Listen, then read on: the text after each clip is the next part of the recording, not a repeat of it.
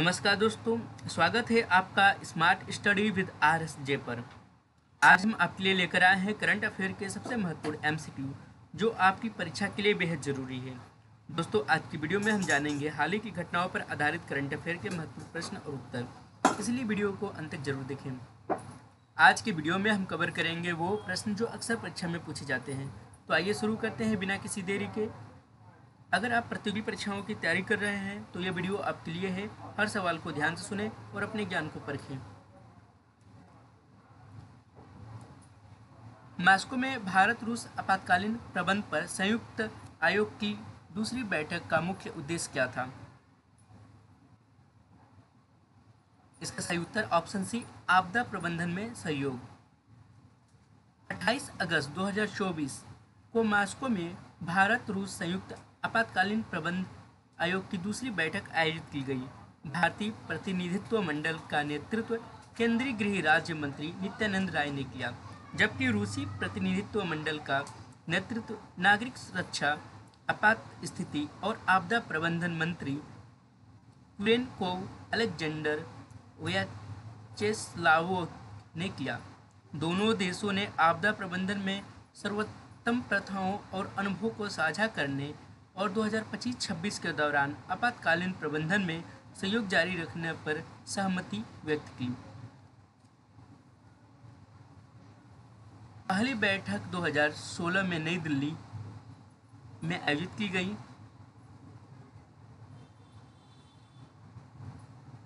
अगला क्वेश्चन, 2024 में 10 metre air rifle SH1 event में स्वर्ण पदक किसने जीता? इसका सही उत्तर ऑप्शन बी, अवनी लेखा। 30 अगस्त 2024 को अवनी लेखा ने R2 महिला 10 metre air rifle SH1 event में 249.7 के रिकॉर्ड स्कोर के साथ स्वर्ण पदक जीता। यह भारत के लिए उस दिन का पहला पदक था। इसके बाद मोहना अग्रवाल ने उसी इवेंट में कांस्य पदक जीता।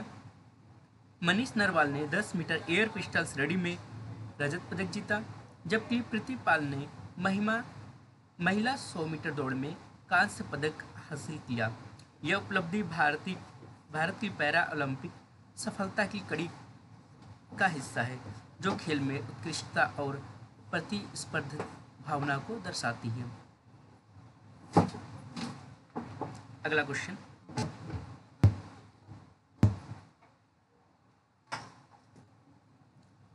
सितारा और एयर इंडिया के विलय से संबंधित निम्नलिखित में से कौन सा कथन सही है? इसका सही उत्तर ऑप्शन सी, विलय के बाद सिंगापुर एयरलाइंस की हिस्सेदारी 25.1% होगी।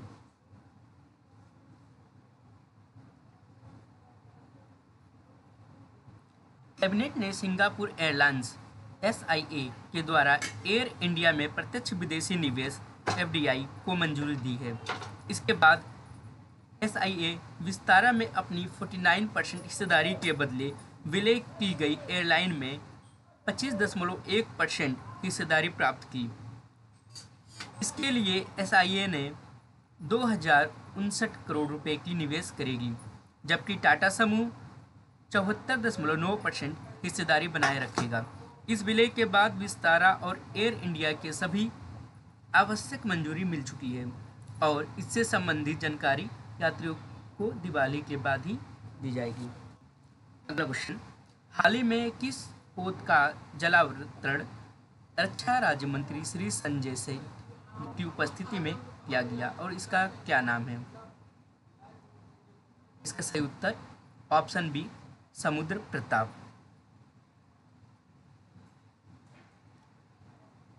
रक्षा राज्य मंत्री श्री संजय सेठ की उपस्थिति में श्रीमती नीता सेठ ने स्वदेशी रूप से विकसित प्रदूषण नियंत्रण पोत समुद्र प्रताप का जलावतरण गोया शिपयार्ड लिमिटेड द्वारा तैयार किया और निर्मित इस पोत का निर्माण भारतीय तटरक्षक की विशेष आवश्यकताओं को ध्यान में रखकर किया गया।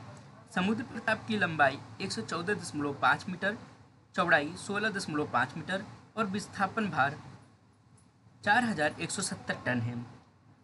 5083 करोड़ रुपए की लागत से 2 प्रदूषण नियंत्रक जहाज़ों के निर्माण के लिए अनुबंध पर हस्ताक्षर किए, जो स्वदेशी निर्माण के लिए एक महत्वपूर्ण कदम है। समुद्र प्रताप का निर्माण कार्य 21 नवंबर 2022 से ही शुरू हो गया था। इसमें रक्षा मंत्री राजनाथ की उपस्थिति में किया गया। अगला क्वेश्चन, हाल ही में मौसम विभाग ने कच्छ के ऊपर गहरे दबाव के क्षेत्र को असना चक्रवात में बदलने की आशंका जताई। चक्रवात का यह नाम किसने दिया? इसका सही उत्तर ऑप्शन ए पाकिस्तान। चक्रवात असना का नाम पाकिस्तान द्वारा दिया गया। भारतीय मौसम विभाग के अनुसार चक्रवात नामकरण क्षेत्रीय विशेषता और मौसम स्थितियों के आधार पर किया जाता है। 2004 में उत्तर हिंद महासागर में चक्रवातों का नामकरण शुरू हुआ। इसके अंतर्गत 13 देशों की सूची तैयार की गई। चक्रवातों का नामकरण आमतौर पर उन देशों द्वारा तैयार किया जाता है जो उस क्षेत्र में प्रभावित होते हैं। चक्रवात असना, जैसे कि मौसम विभाग ने भविष्यवाणी की थी, भारत के कच्छ क्षेत्र में संभावित प्रभाव डाल सकता है। चक्रवातों को नामकरण और उनके प्रभावों की जानकारी आम जनता को सतर्क रहने, आपदाओं के लिए तैयार रहने में मदद करती है। अगला क्वेश्चन, वधावन बंदरगाह परियोजना के बारे में निम्नलिखित में से कौन सा कथन सत्य है? इसका सही उत्तर ऑप्शन बी, वधावन बंदरगाह परियोजना की कुल लागत 76,220 करोड़ है।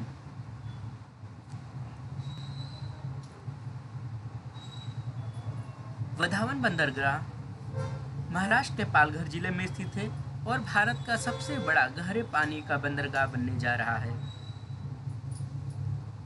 परियोजना की कुल लागत 76,200 करोड़ रुपए।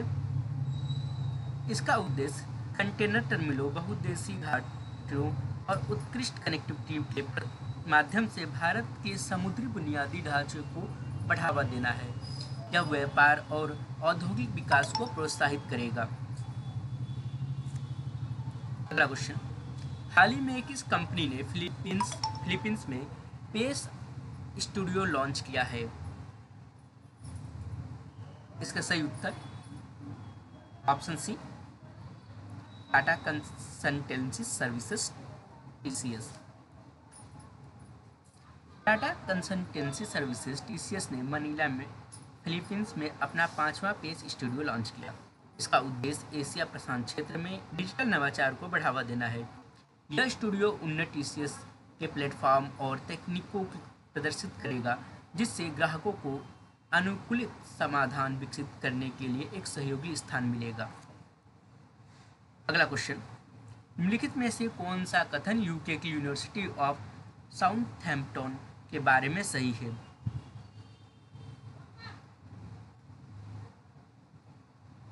इसका सही उत्तर ऑप्शन बी, यह विश्वविद्यालय भारत में अपना कैंपस गुरुग्राम में स्थापित करेगा। आइए इसको हम विस्तृत करते हैं।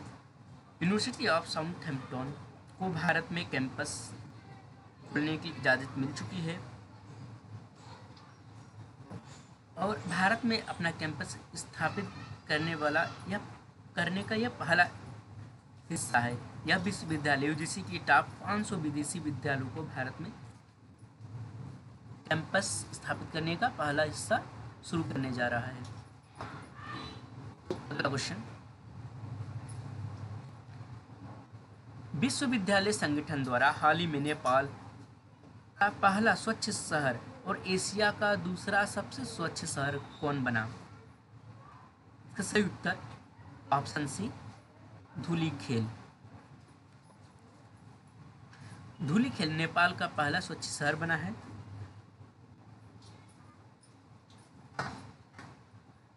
और एशिया का दूसरा सबसे स्वच्छ शहर बना। 2014 से धूलीखेल नगर पालिका ने विभिन्न स्वास्थ्य कार्यक्रमों को लागू किया। 65.48 अंक प्राप्त किए, जिससे यह WH स्वस्थ शहर के नेटवर्क में शामिल हो गया। WH ने यह उपलब्धि के लिए धूलीखेल को $5,000 का पुरस्कार दिया। अगला क्वेश्चन, टाइफून सानशान ने जापान में क्या प्रभाव डाला? इसका सही उत्तर ऑप्शन सी अत्यधिक बारिश और यात्रा में व्यवधान हुआ। ये काफ़ी सुर्खियों में बना हुआ है, ये ऐसे क्वेश्चन परीक्षा में ही पूछे जाते हैं, तो इसे ध्यान रखें। अगला क्वेश्चन, असम विधानसभा द्वारा पारित विधेयक का मुख्य उद्देश्य क्या है?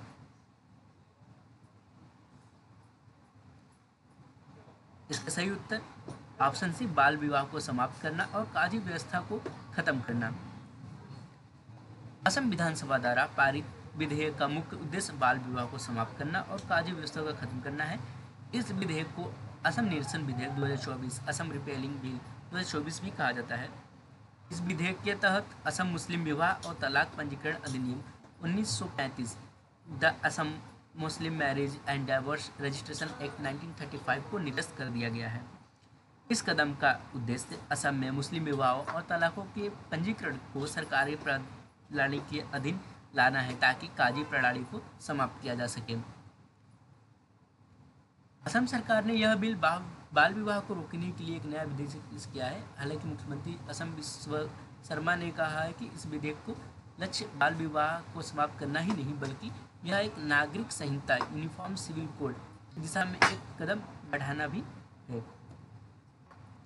इस विधेयक के माध्यम से मुस्लिम सरकारों को सरकारी पंजीकरण प्रणाली के अधीन लाना चाहती है ताकि वो विवाहों का पंजीकरण सरकारी रिकॉर्ड में हो और बाल विवाह जैसे सामाजिक बुराइयों को समाप्त किया जा सके। असम में यह विधेयक काजी व्यवस्था को समाप्त करके मुस्लिम विवाह को सरकारी पंजीकरण प्रणाली के तहत ला दिया है। विपक्षी दलों ने इस कदम को मुसलमानों के खिलाफ भेदभाव बताया है, लेकिन सरकार का तर्क है कि यह कदम सामाजिक सुधार और समानता की दिशा में है। अगला question, latent auto immune diabetes in adult LADA को टाइप 1.5 डायबिटीज 2 कहा जाता है और इसे निदान करने में किन समस्याओं का सामना किया जा सकता है? इसका सही उत्तर ऑप्शन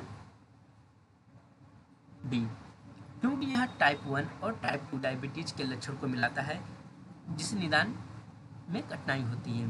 तो टाइप 1 और टाइप 2 के बीच टाइप 1.5 नाम दिया गया है। आइए इसको हम विस्तृत से अध्ययन करते हैं। लाडा एक विशेष प्रकार की डायबिटीज है जो वयस्कों में स्वप्रतिरक्षित प्रतिक्रिया के कारण विकसित होती है। लाडा को टाइप 1.5 डायबिटीज कहा जाता है क्योंकि यह टाइप 1 और टाइप 2 डायबिटीज के लक्षणों को मिलाता है जिससे इसका निदान करना कठिन हो जाता है। लाडा के लक्षण टाइप 1 डायबिटीज और टाइप 2 डायबिटीज दोनों में मिलते जुलते हैं। टाइप 2 डायबिटीज के समान लक्षण लाडा का निदान अक्सर टाइप 2 डायबिटीज के रूप में किया जाता है क्योंकि इसके लक्षण प्रारंभिक अवस्था टाइप 2 डायबिटीज के समान ही होती है, लेकिन लाडा में स्वप्रतिरक्षित तत्व मौजूद होते हैं जो इसे टाइप 1 डायबिटीज के समान बनाते हैं, जिससे सही निदान की चुनौती होती है। यह जोखिम कारक है। लाडा का एक महत्वपूर्ण जोखिम कारक स्वप्रतिरक्षित प्रतिक्रिया है जिसमें शरीर की प्रतिरक्षा प्रणाली पैनक्रियाज की बीटा कोशिकाओं को आक्रमण करती है। इसका उपचार क्या है? तो लाडा का उपचार अक्सर इंसुलिन थेरेपी के माध्यम से किया जाता है क्योंकि इसमें पैनक्रियाज की बीटा कोशिकाओं का कार्य कमजोर हो जाता है और इंसुलिन का उत्पादन कम हो जाती है। अगला क्वेश्चन, भारत की बायो 3 नीति का मुख्य उद्देश्य क्या है?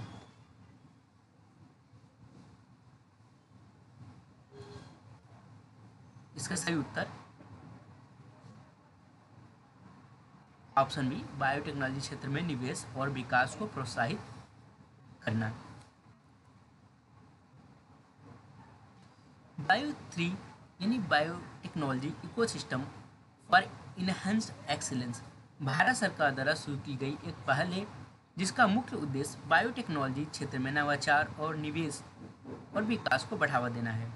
इस नीति के तहत बायोटेक्नोलॉजी के क्षेत्र में तकनीकी और वित्तीय समर्थन प्रदान करने की योजना है। अगला question, Pacific island forum (PIF) की वार्षिक बैठक में इस वर्ष कौन कौन से मुद्दे चर्चा में हैं? इसका सही उत्तर ऑप्शन बी, जलवायु परिवर्तन और चीन यूएस के बीच रणनीतिक प्रभाव। पैसिफिक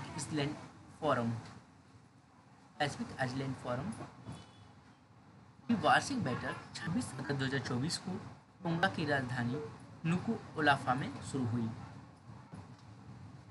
इसके मुख्य मुद्दे हैं। इस बैठक में जलवायु परिवर्तन और चीन यूएस के बीच रणनीतिक प्रभाव को प्रमुख मुद्दा बनाया गया है। इसके प्रभाव क्या पड़ेगी? प्रशांत द्वीप क्षेत्र जलवायु परिवर्तन से गंभीर रूप से प्रभावित हो रहा है और इससे संबंधित नीतियों और उपायों पर चर्चा की जा रही है। इसके अगर सदस्य देश की बात करें तो Australia, New Zealand, Papua New Guinea, Fiji, tonga, cook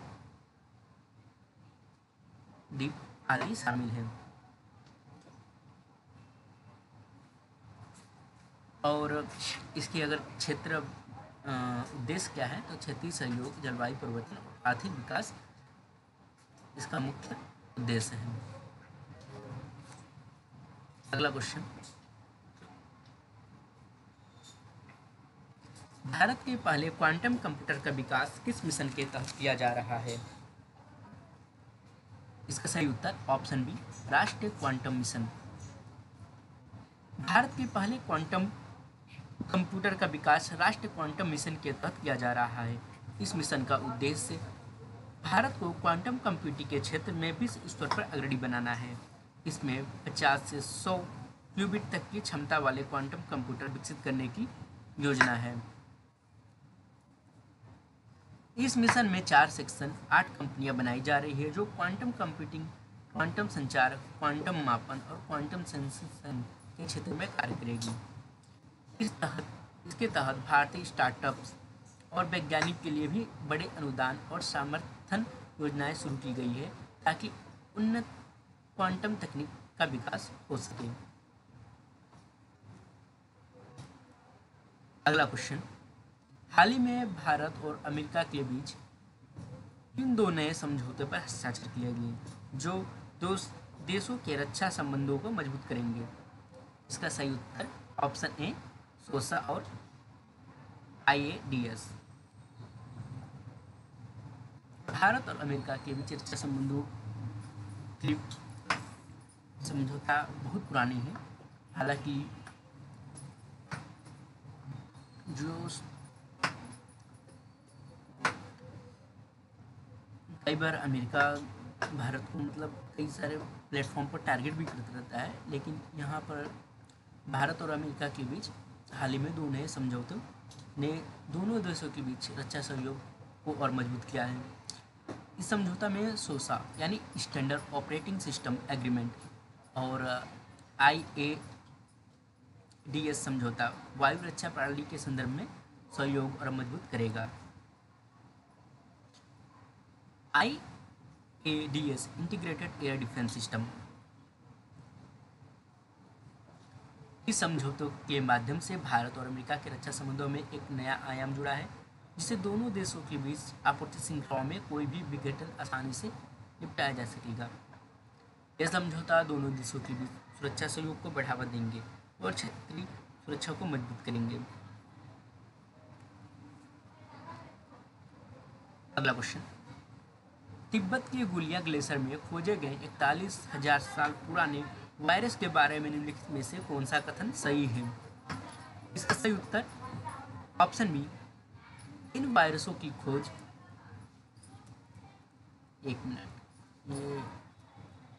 in वायरसों की खोज ने वैज्ञानिकों को पृथ्वी की जलवायु के विकास पर नई जानकारी दी है।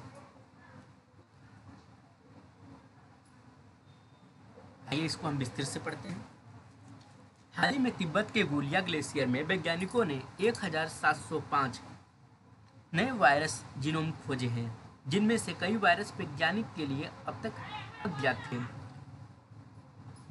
यह खोज बताती है कि जलवायु परिवर्तन और ग्लेशियर के पिघलने से प्राचीन वायरस पुनः सक्रिय हो सकते हैं। ये वायरस ठंडे और गर्म युगों के बीच के समय के हैं, जो जलवायु परिवर्तन और वायरसों के बीच की संभावित कनेक्शन को दर्शाती है।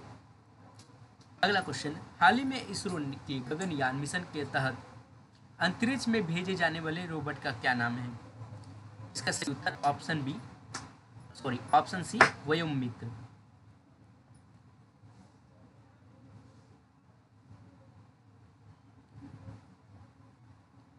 इसरो ने व्योममित्र यानी अपनी महत्वाकांक्षी गगन मिशन के तहत व्योममित्र नामक एक ह्यूमैनॉइड रोबोट को अंतरिक्ष में भेजने की योजना बना रहा है। यह रोबोट मानव शरीर की ऊपरी संरचना की तरह डिजाइन किया गया है।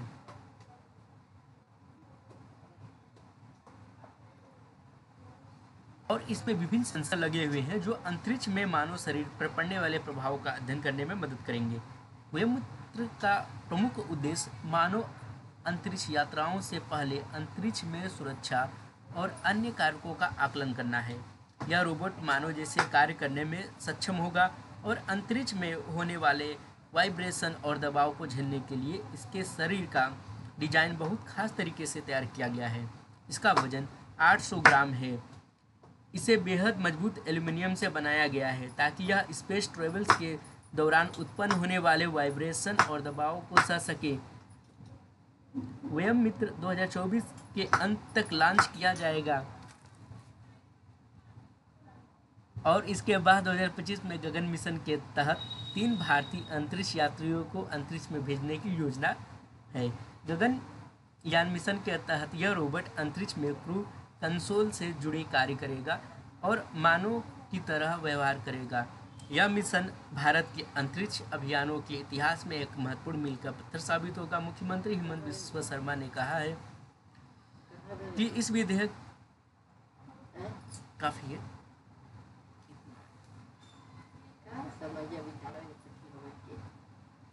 अगला क्वेश्चन, भारत की पहली स्वदेश पीसीआर किट का क्या नाम है? इसका सही उत्तर option B IRBA MDX monkey pox.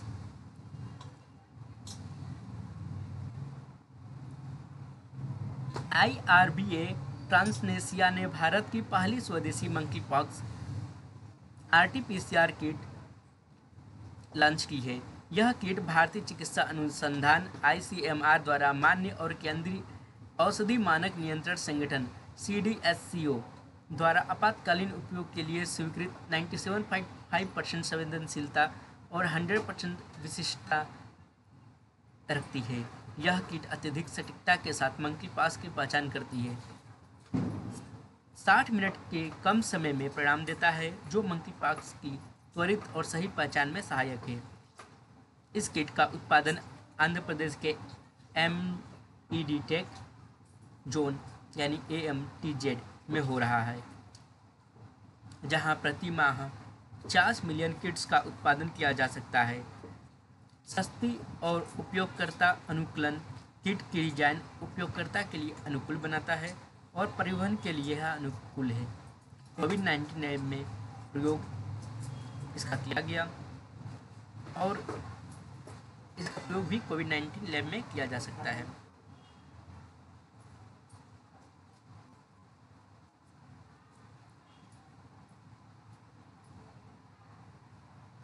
तो दोस्तों, ये था आज के महत्वपूर्ण करंट अफेयर MCQ। उम्मीद है आपको यह वीडियो पसंद आया होगा। अगर हाँ तो कृपया लाइक करें, शेयर करें और स्मार्ट स्टडी विद RSJ को सब्सक्राइब करना ना भूलें। आपके समर्थन और प्यार के लिए धन्यवाद। अगले वीडियो में मिलते हैं नए और महत्वपूर्ण सवालों के साथ। तब तक के लिए पढ़ते रहें, सीखते रहिए। कल के वीडियो में हम कवर करेंगे एक और महत्वपूर्ण टॉपिक जो कि करंट अफेयर, जो हमारे बार बार क्वेश्चन में रिपीट होते हैं। हमारे चैनल को सब्सक्राइब करना ना भूलें, बेल आइकन को दबाएं ताकि कोई भी अपडेट हो तो आपसे मिस ना हो। धन्यवाद।